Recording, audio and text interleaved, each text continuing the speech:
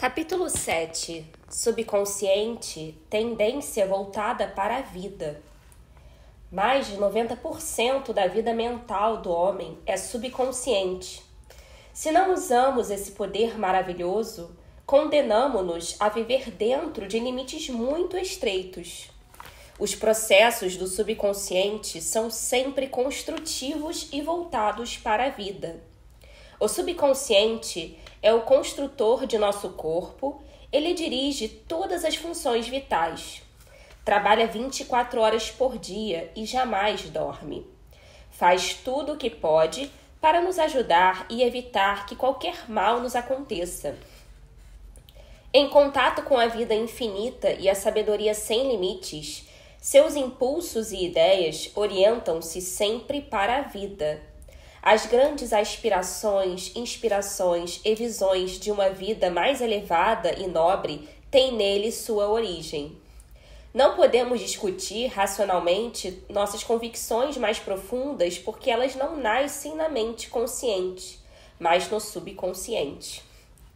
O subconsciente fala-nos em intuições, impulsos, palpites, insinuações, ânsias e ideias.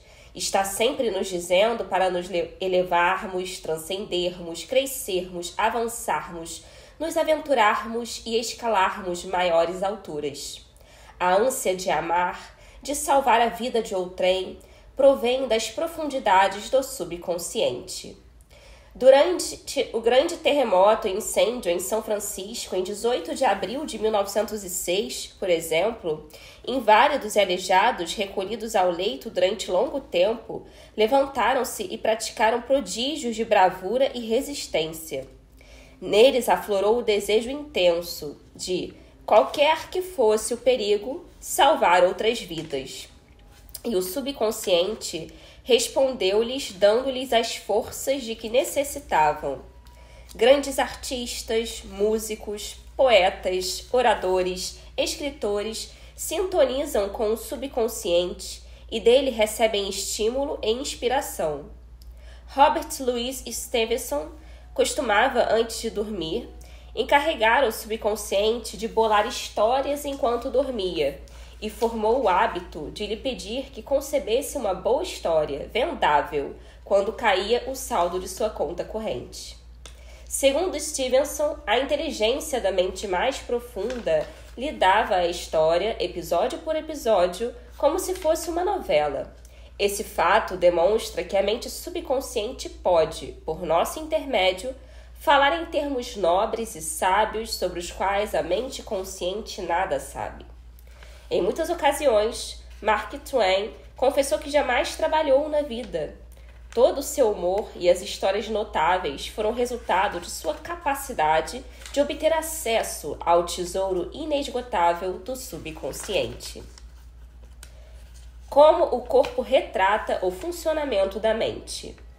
A interação entre as mentes consciente e subconsciente requer uma reciprocidade semelhante entre os correspondentes sistemas nervosos. O sistema cérebro-espinhal ou voluntário é o órgão da mente consciente. O sistema nervoso autônomo desempenha idêntico papel no que interessa ao subconsciente. O sistema voluntário é o canal pelo qual captamos e percebemos conscientemente o que os sentidos físicos nos trazem e, por meio dele, exercemos controle voluntário sobre os movimentos do corpo. O centro de controle desse sistema localiza-se no córtex cerebral. O sistema nervoso autônomo, às vezes chamado de involuntário, tem centros de atividade em outras partes do cérebro, incluindo o cerebelo, o tronco cerebral e a amígdala cerebral. Esses órgãos têm conexões próprias com os grandes sistemas do corpo e lhes controlam as funções vitais, mesmo quando a percepção consciente está ausente. Os dois sistemas podem trabalhar separados ou em sincronia. Quando a percepção de um perigo chega ao centro de comutação no cerebelo, mensagens são enviadas ao córtex e à amígdala cerebral do subconsciente. A capacidade de defesa do indivíduo pode começar a reagir antes mesmo de o perigo ser notado e avaliado pelo consciente. Uma maneira simples de focalizar a interação mental e física é compreender que a mente consciente capta uma ideia que é traduzida em uma série correspondente de impulsos elétricos no sistema nervoso voluntário. Este, por seu lado, liga uma corrente semelhante no sistema autônomo, passando dessa maneira a ideia à mente subconsciente, que é um instrumento criativo, e é dessa maneira que pensamentos se transformam em atos. Todo pensamento elaborado pelo consciente e aceito como verdade é enviado pelo córtex aos demais órgãos do cérebro que embasam o subconsciente, a fim de ser transformado em nossa carne e manifestado como realidade em nosso mundo. Há uma inteligência encarregada de zelar pelo corpo.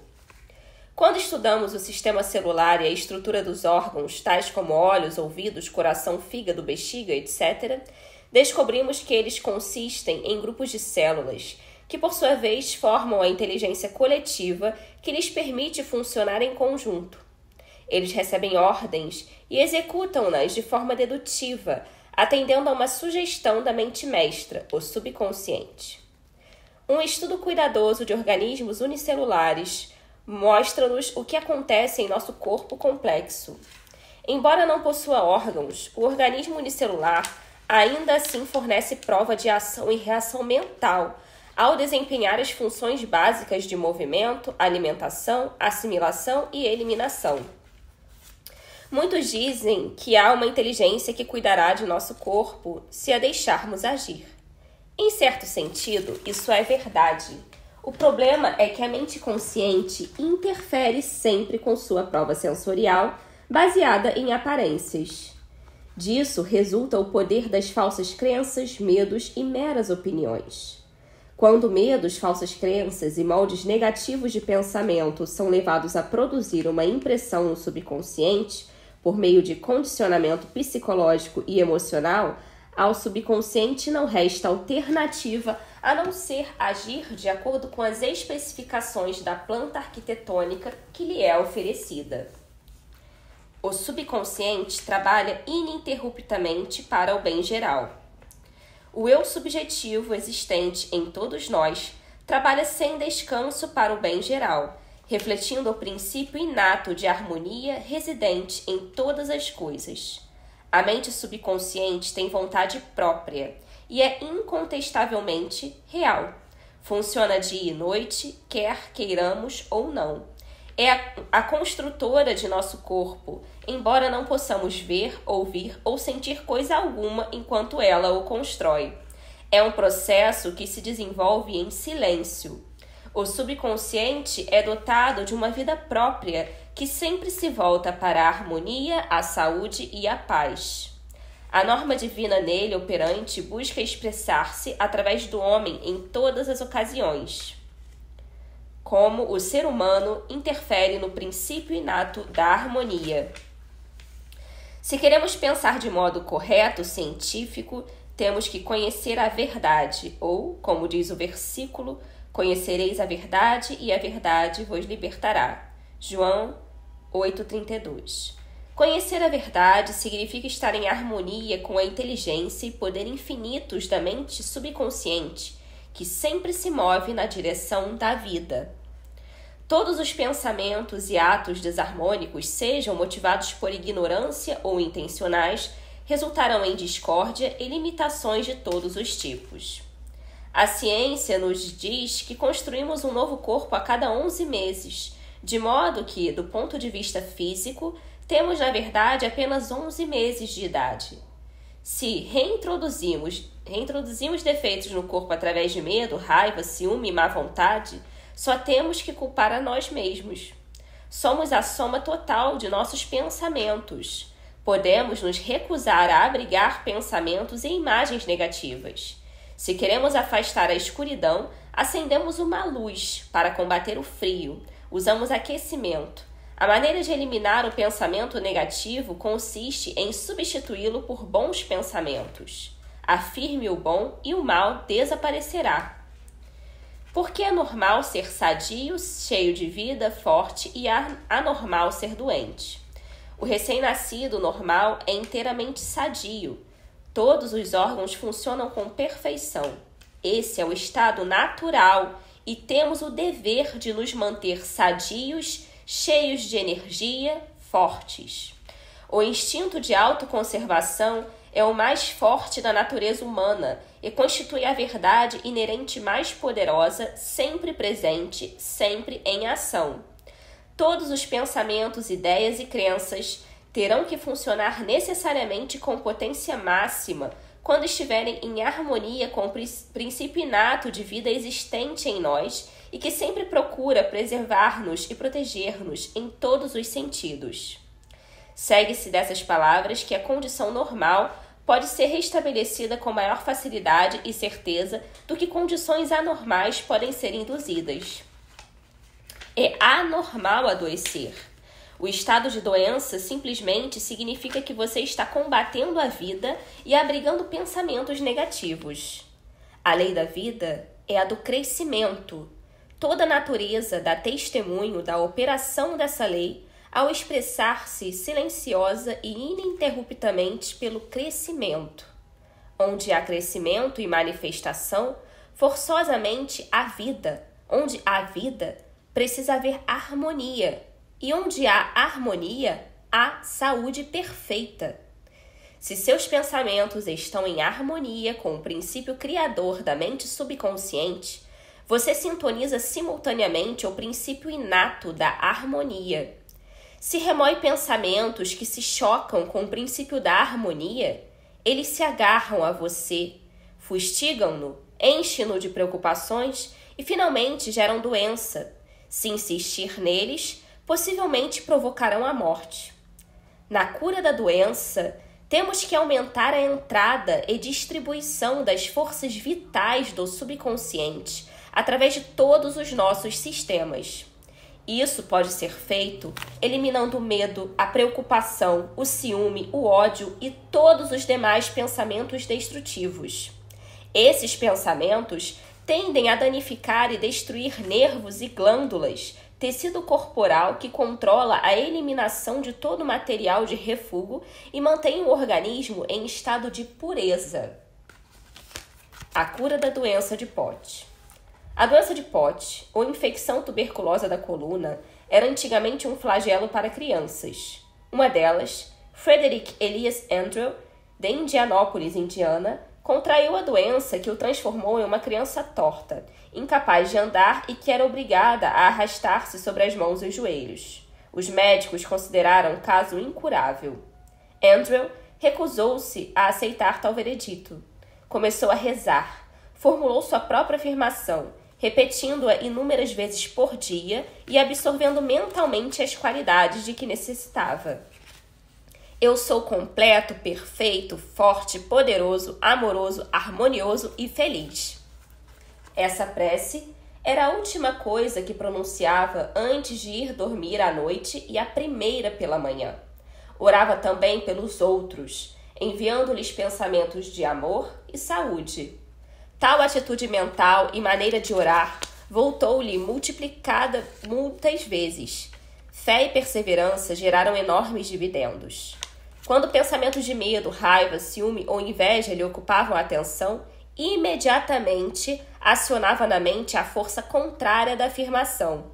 A mente subconsciente respondeu de acordo com a natureza de seus pensamentos habituais. Ele se transformou em um homem forte, espigado, bem proporcionado. E é esse o sentido da afirmação que encontramos na Bíblia. Vai, a tua fé te salvou. Marcos, capítulo 10, versículo 52. Como a fé nos poderes de seu subconsciente pode torná-lo sadio? Um jovem que foi assistir a uma de minhas palestras sobre o poder de cura da mente subconsciente tinha problemas de visão. O oftalmologista lhe dissera que ele precisava submeter-se a uma operação delicada, arriscada. Após conhecer a base científica da prece, o jovem disse a si mesmo: meu subconsciente criou meus olhos e pode curá-los. Todas as noites, ao ir dormir, entrava em um estado passivo, meditativo, semelhante ao de sono. Controlava a atenção e focalizava-a no médico. Imaginava-o à sua frente e ouvia ou imaginava claramente o médico lhe dizendo: um milagre aconteceu. Ouvia-o repetir a mesma frase repetidamente todas as noites durante 5 minutos antes de adormecer. 3 semanas depois, foi a outra consulta com o mesmo médico que lhe examinara a vista. O médico examinou-o e exclamou: "Isso é um milagre!" O que foi que aconteceu? O paciente produziu uma impressão em seu subconsciente, usando o oftalmologista como instrumento ou meio para transmitir a ideia e convencê-lo. Por meio da repetição, fé e esperança de bons resultados, ele impregnou a mente subconsciente. Ela construíra o olho. Tinha em si o molde ou planta perfeito da estrutura normal, sadia do olho. Uma vez nele gravada a ideia de restaurar a saúde do olho, o subconsciente imediatamente começou a agir para que isso acontecesse. Esse é outro exemplo de como a fé no poder de cura do subconsciente pode nos tornar perfeitos. Pontos a relembrar. 1. Seu subconsciente construiu seu corpo e trabalha 24 horas por dia. Abrigando pensamentos negativos, você interfere nesse molde gerador de vida. 2. Encarregue seu subconsciente da tarefa de encontrar uma solução para qualquer problema antes de ir dormir e ele responderá. 3. Vigie os pensamentos. Todo pensamento aceito como verdade é enviado pelo córtex consciente às estruturas cerebrais do subconsciente e volta ao seu mundo como realidade. 4. Saiba que pode se reconstruir dando uma nova planta baixa à mente subconsciente. 5. A tendência do subconsciente é voltar-se sempre para a vida. Seu trabalho é com a mente consciente. Alimente o subconsciente com premissas verdadeiras. O subconsciente reproduz sempre aquilo que você lhe dá sob a forma de padrões mentais habituais. 6. Você constrói um novo corpo a cada 11 meses. Mude o corpo mudando os pensamentos e conservando-os mudados. 7. É normal ser sadio. É anormal estar doente. Em nós reside o princípio inato da harmonia. 8. Pensamentos de ciúme, medo, preocupação e ansiedade prejudicam e destroem nossos nervos e glândulas, gerando doenças mentais e físicas de todos os tipos. 9. O que você afirma conscientemente e aceita como verdade se manifestará em sua mente, em seu corpo e nas situações de vida. Afirme o bem e desfrute a alegria de viver.